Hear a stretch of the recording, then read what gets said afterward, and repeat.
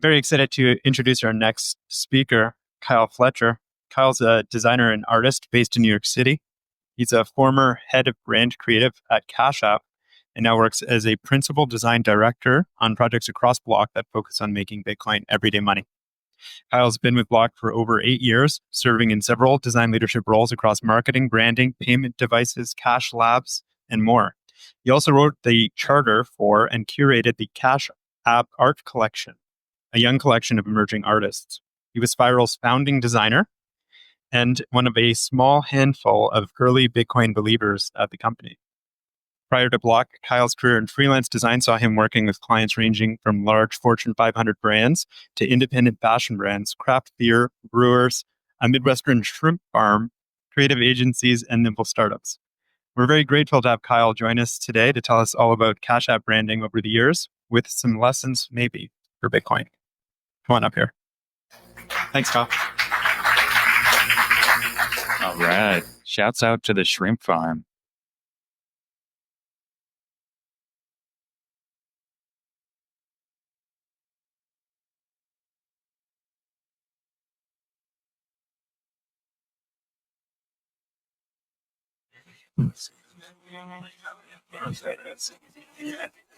Test. We're good.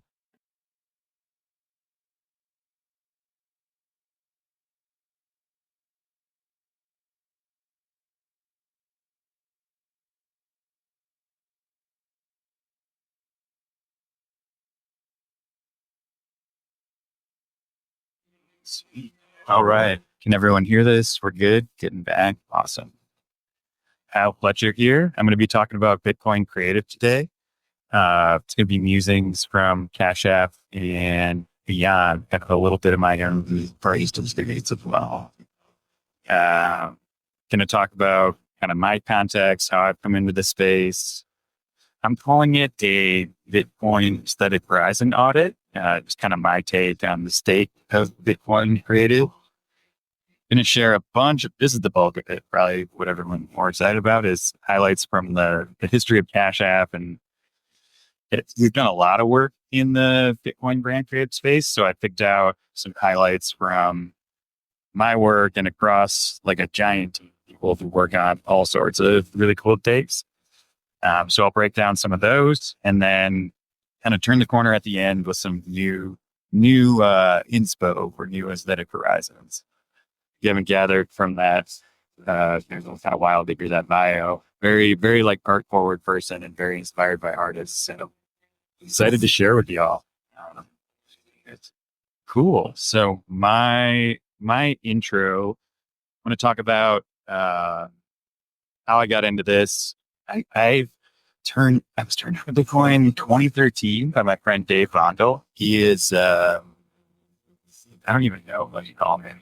We were working on financial projects at IDEO. He's a longtime IDEO guy, but he's more interesting outside of the walls. He's the type of person who owns a Chuck E. Cheese animatronic band that reprograms them to play modern songs. He's a generally interesting person. So when we were working on some kind of fiat finance projects and he was talking about Bitcoin as inspiration, I was obsessed and like from the early days, very probably utopically became from the start. So I'm an optimist. Dave's an optimist. We love it.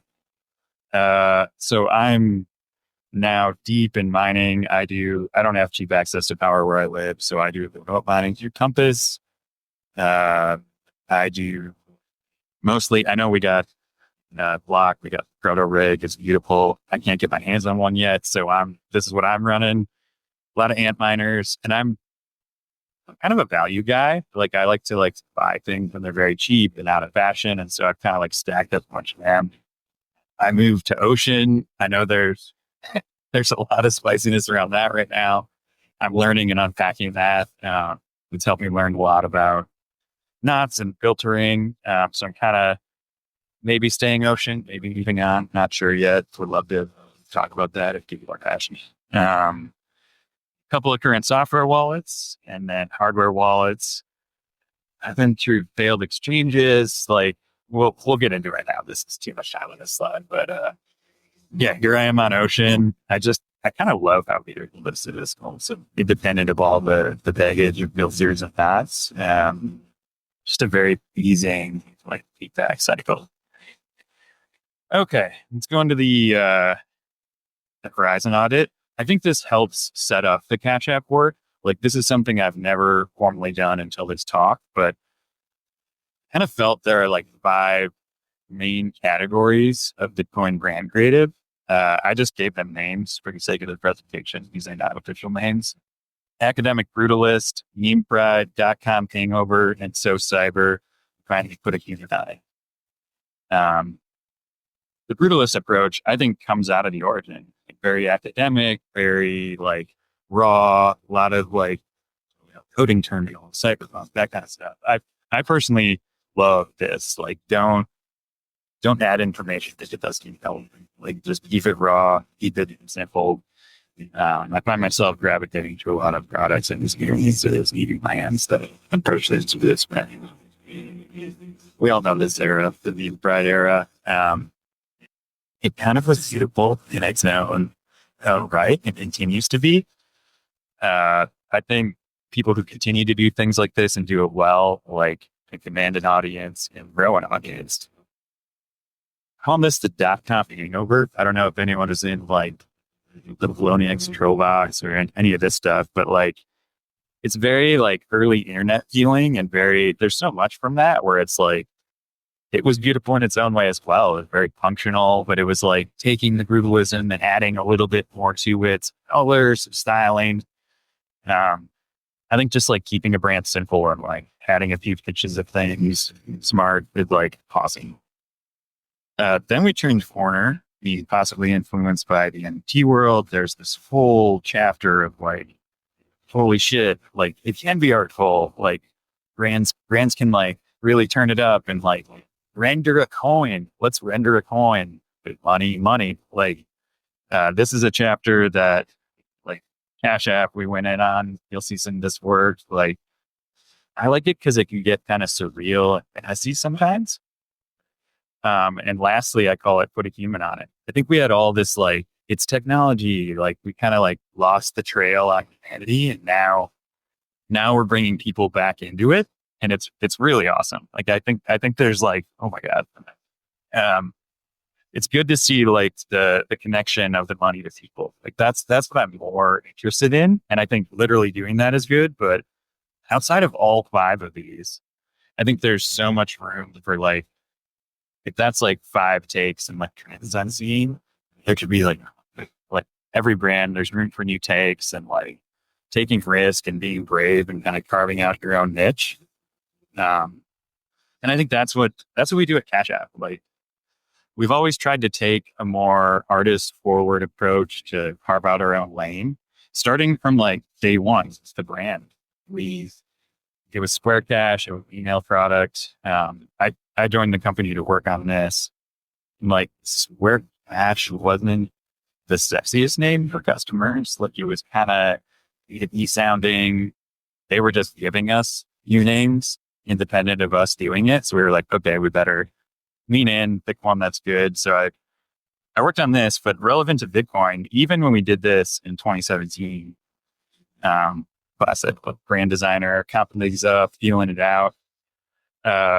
We were already planning like, okay, how does this work? How does this, yes, it's, a US dollar based thing, but like this needs the complexity of the Bitcoin space. And, we got to build this architecture for that. So I even went as deep as working with engineering to like, was obsessed with the app tool. And like, I think at this time, only the MLB app was doing dynamic app tooling based on your team preference.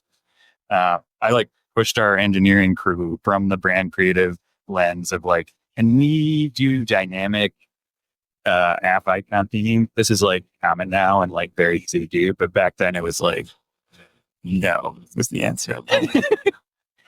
I'm just going to kind of like run through and play a bunch of hits here. This is what I worked on, and I think it was like 2018 when we launched Bitcoin.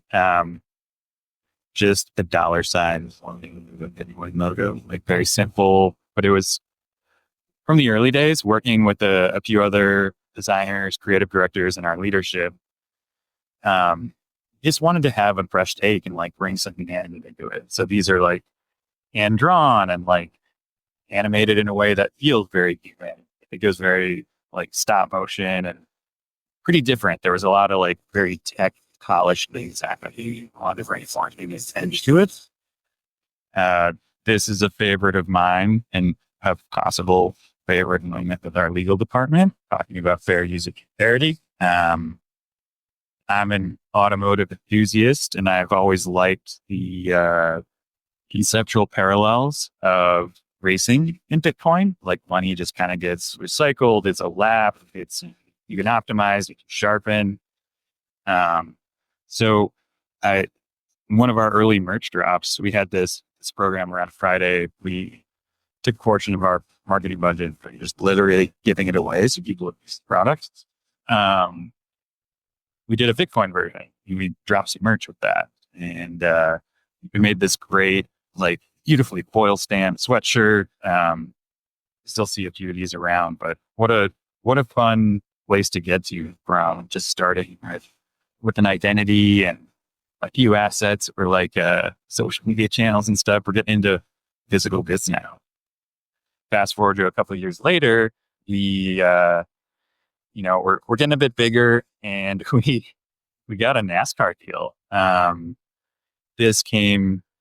I wish I could say I like drove this and like to take credit for it. Our partnerships marketing team lined this up with Bubba Wallace, and we actually ended up getting the Bitcoin logo to pretty much equality on the uniforms, cars, everything. Like as we were doing this, it was very important to the team that we like start positioning Bitcoin as like an equal alternative in the visual landscape.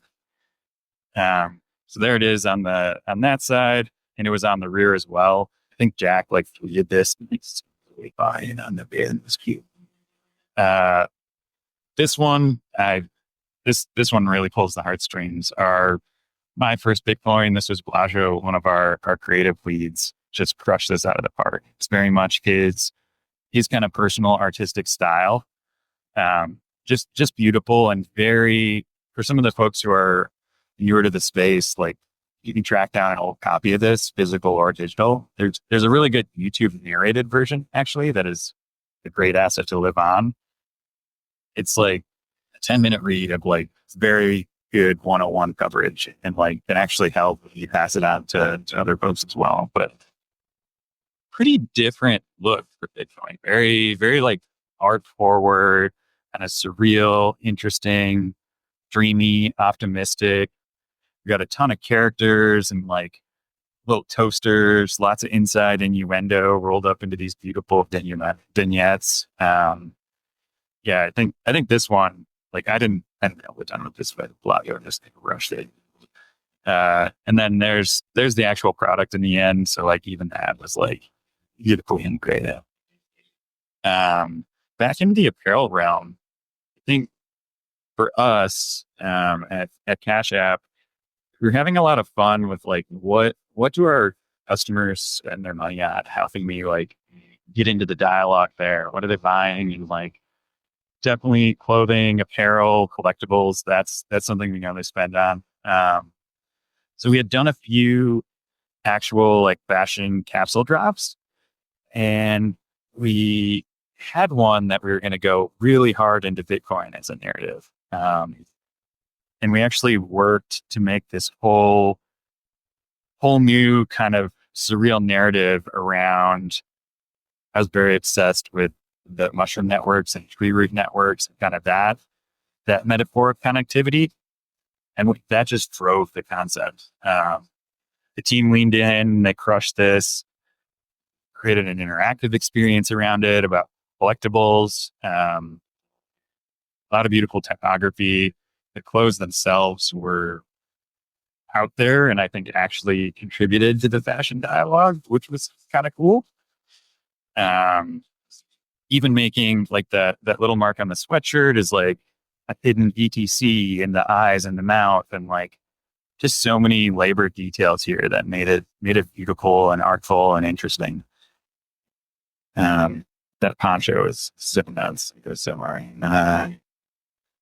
But yeah, and I think one of the things we did too was like super inclusive casting on the modeling here. Like we've got young people, we've got old people, we've just the entire gamut. Like positioning kind of this new future utopia was like very, very important to do that kind of casting.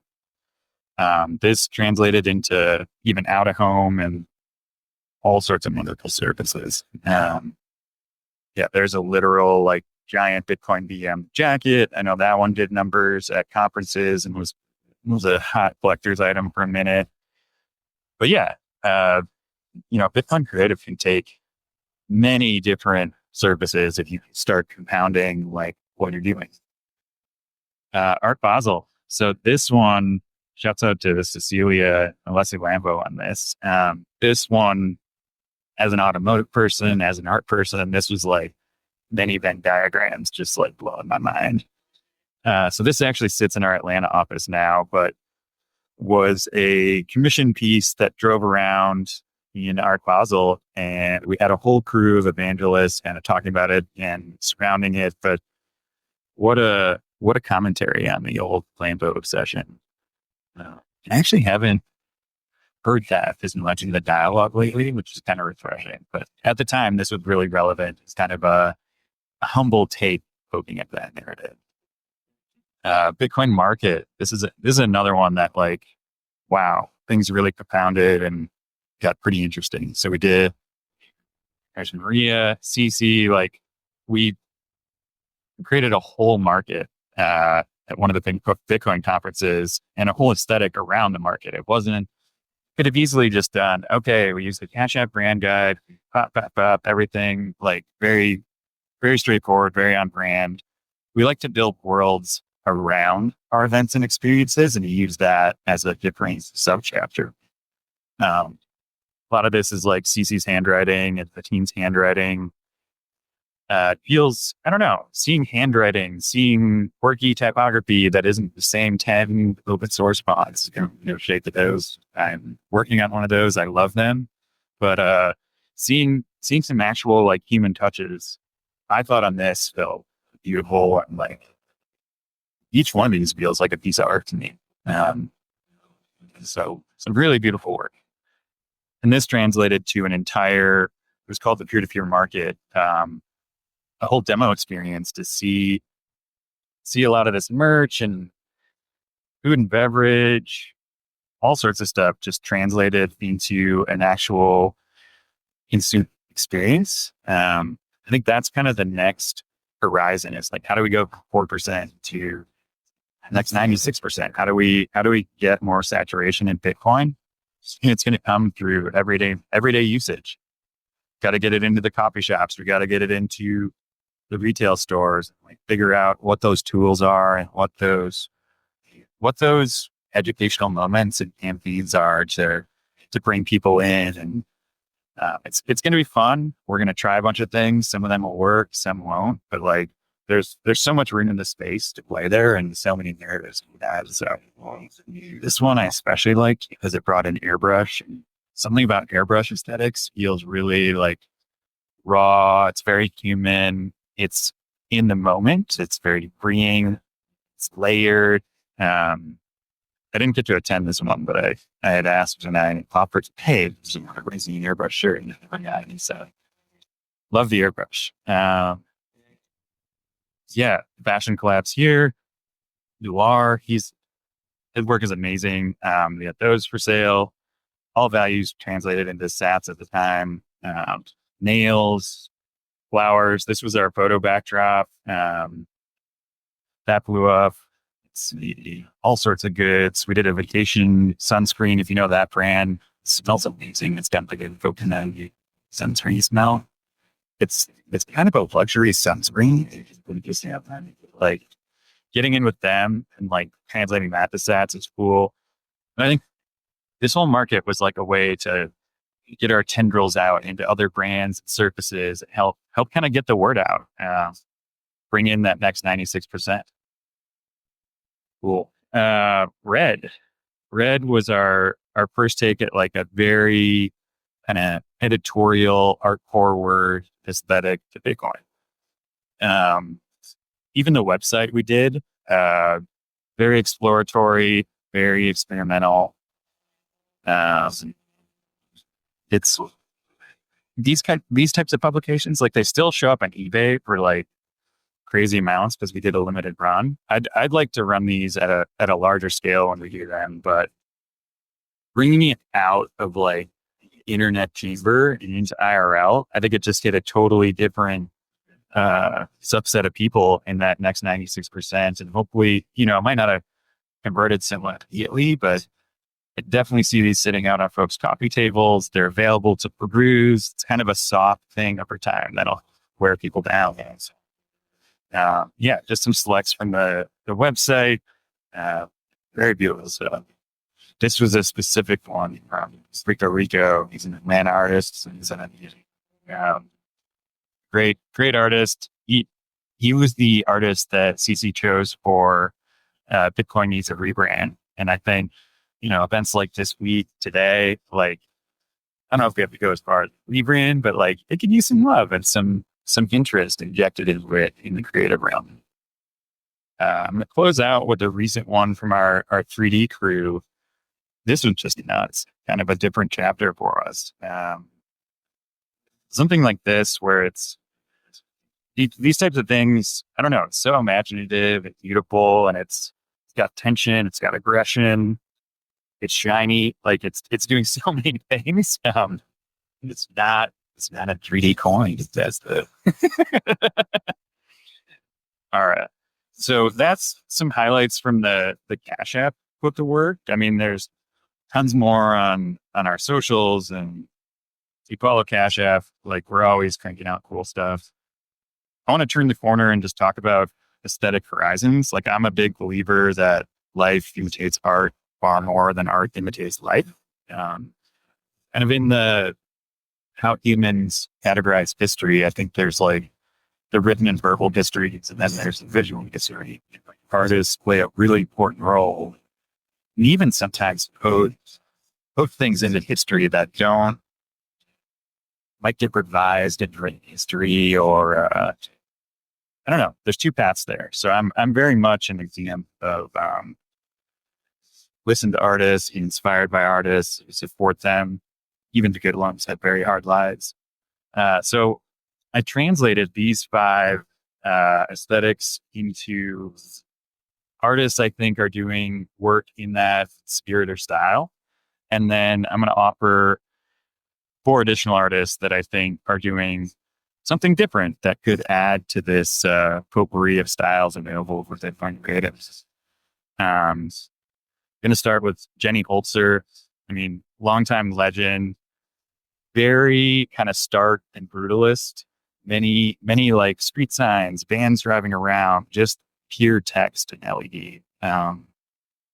Often works on like printed photocopy paper, like tiled up a million times, like the brutalist and maximalist. It's incredible work, very powerful.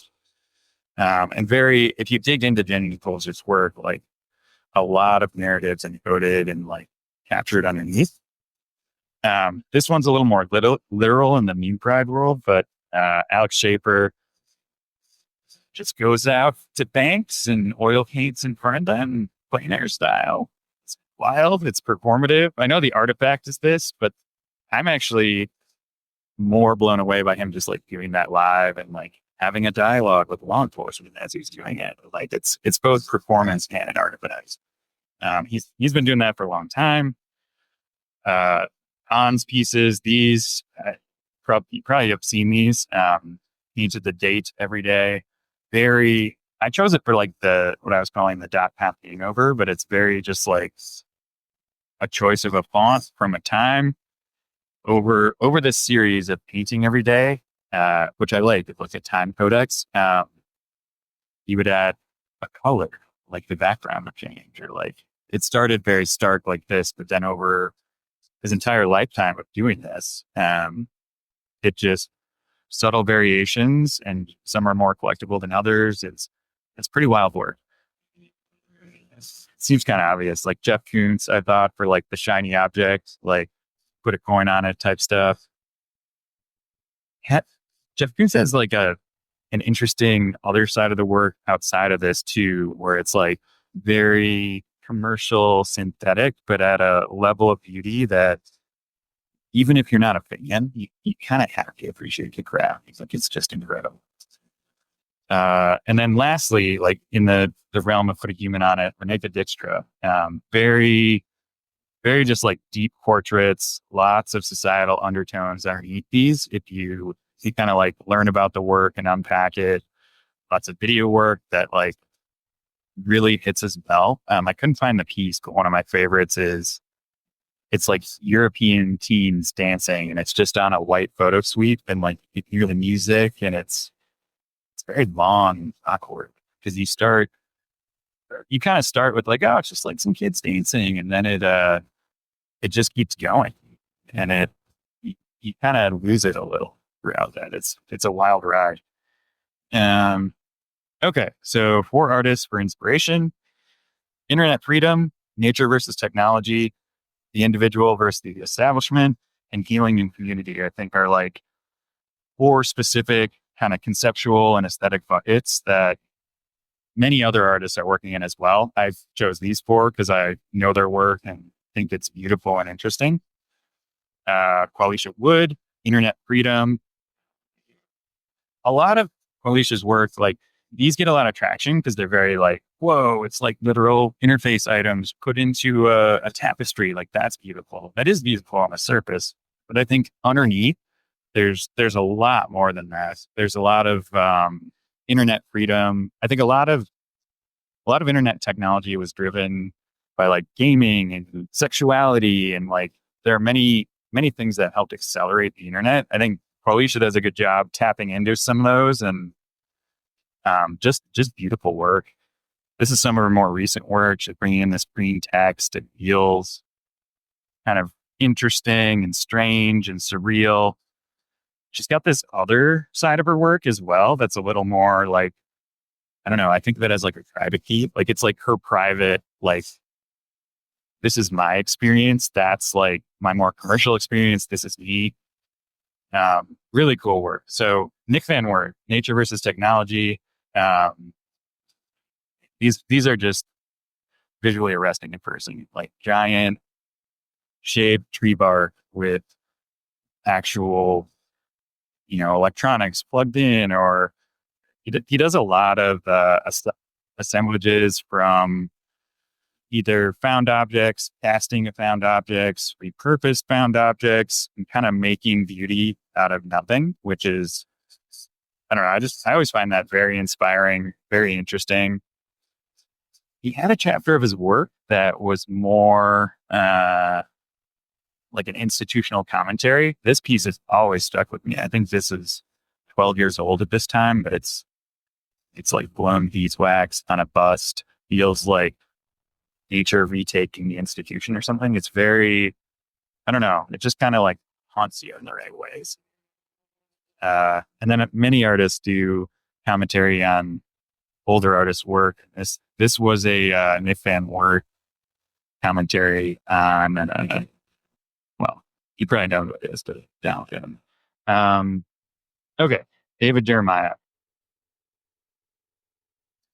Many layers to this as well. Kind of a theme here. Some of these newer aesthetics, it's like you kind of have to take like multiple themes. And so for Bitcoin, I'm like, yeah, you take Bitcoin. There's so many themes and like rich territories of narrative underneath. Try mixing a few together. Let's see what comes out of that. He's a formerly incarcerated artist. He's self-taught. These are all made from, I think, mostly Home Depot materials.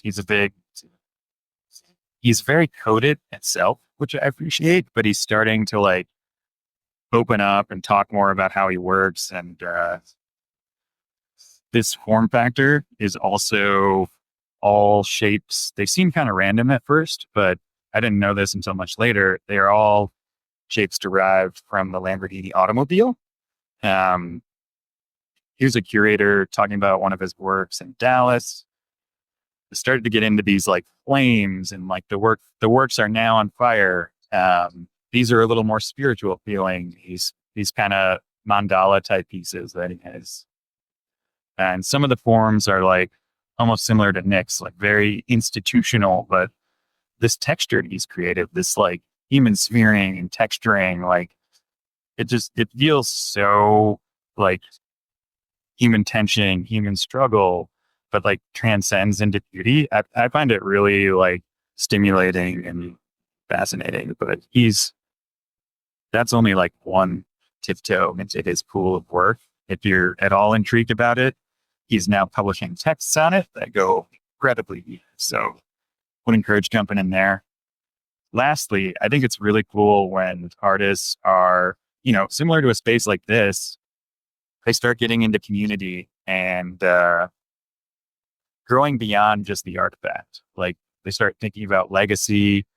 They start inspiring the next generation of artists or even their community. Like maybe they focus on more than artists. I think Theaster Gates, an artist from Chicago, has processed so much into their career. These are all decommissioned fire hoses arranged in this very kind of stark. It's beautiful, but it's also kind of haunting if you unpack what this narrative is about. The fire hose was a pretty common narrative vehicle in his work for a while, and he got onto the scene with that. But he also has a ceramics background. And I thought this piece was interesting because it was a turning point where you could see the community coming out of his work. Like this was a ceramic set for people to use and commune together. So he now runs a reclaimed bank on the south side of Chicago that is a community center. It's hosting archives of work from School of the Art Institute, some of the Chicago house scene, like their record collection is now housed in his archive. So he's done something amazing, and he's like getting into coffee shops and commerce, and like the artist is spilling out beyond so much more than just the body of work, which I find really beautiful and inspirational. Cool. All right. That was a lot. We're almost done. I'm going to wrap. I'm going to leave you with just one thought. I think variety is the spice of life. You want to get into some weird stuff, be brave, diversify the aesthetic, and try to make something people will remember. Thanks all.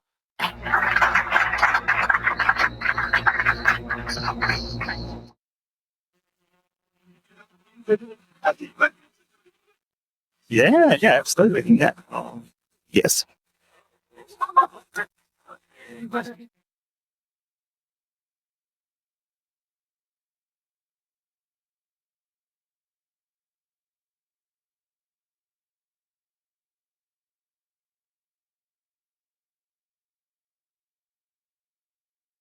Bitcoin, so they don't have to worry about the acquisition. They just have to worry about spending on what they like. My question is more in like the choice of flowers. In the backdrop, I noticed that you specifically selected tulips, and I wonder why. Very, very good observation there. I think in the Bitcoin space, like we often get compared to other speculative markets, and there's a deep history. Do y'all know the tulip market rise and crash? Yeah. So bringing that narrative in, I think it was just an interesting narrative vehicle to like talk about. The actual tulip is a pretty beautiful flower that has value, but it has some baggage in the financial realm. So it felt like a tension that could just provoke more dialogue. So it was an intentional decision to create dialogue. 100%. Okay. Yeah. Cool.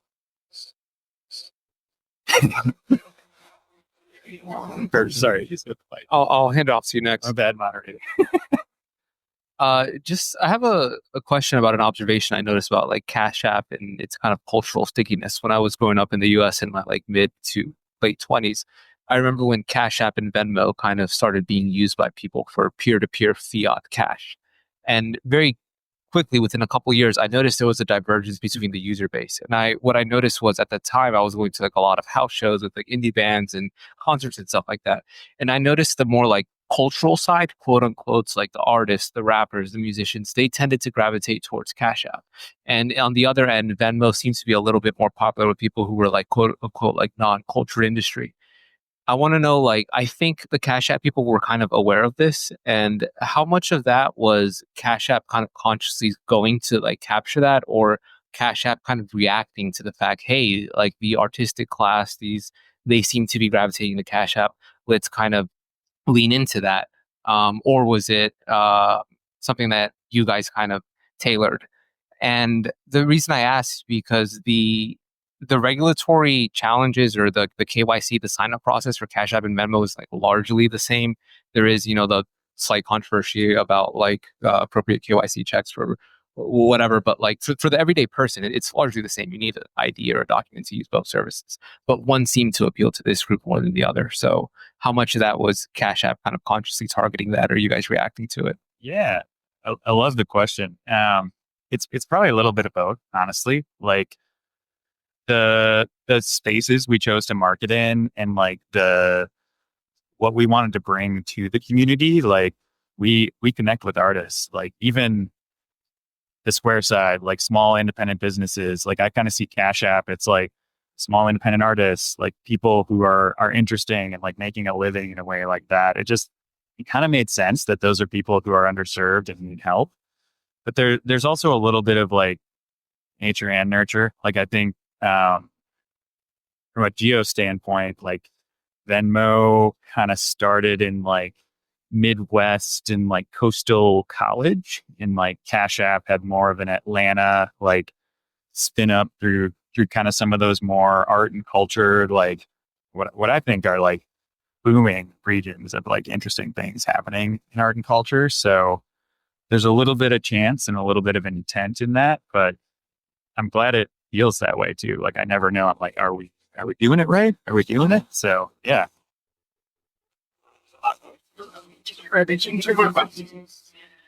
Fascinating artwork. I was just wondering, what target market are you? Because my background is in marketing and I'm in education as well. So I'm curious.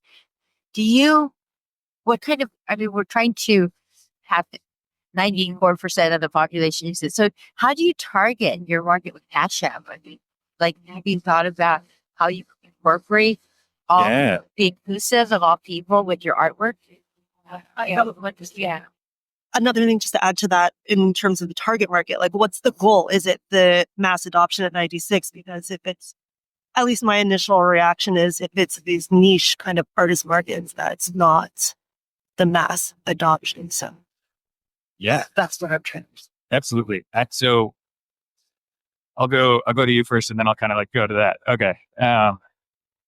But they're related. I think on Cash App, it's like we now offer a ton of different products. So like different products are resonating with different target audiences. So we try to build a world around each, learn who's our investing product, who's using that. Let's build a world around that. Our Bitcoin product, because we do both sides. Like I don't want to like give the false impression that Cash App is only a Bitcoin wallet or anything. It's a mix. It's a hybrid product. It's fiat. It's Bitcoin. But yeah, tailoring it to the audience is like where we found success. And like, if you're more specific, we have a wonderful customer research team that will, feed us insights, take us on site, meet customers, just tailoring it to the audience of the actual like function. Like we go that far. So it varies across our entire product. Sorry. And, yeah, the second piece, the arts, like I think that we find that artists and like people in the culture tend to be tastemakers and influencers. I don't think that's a secret in the marketing industry. Seeking out folks with relevant interests has just been a great playlist for us. I think we curate a pretty good roster of partnerships, collaborations. So I hope we continue to get even crazier. I feel like the 3-way collab is now the new 2-way collab. You can like even the 4-ways. So shouts out to the pioneers, KFC Pizza at Taco Bell. All right. A great note to end on. Thank you, Kyle.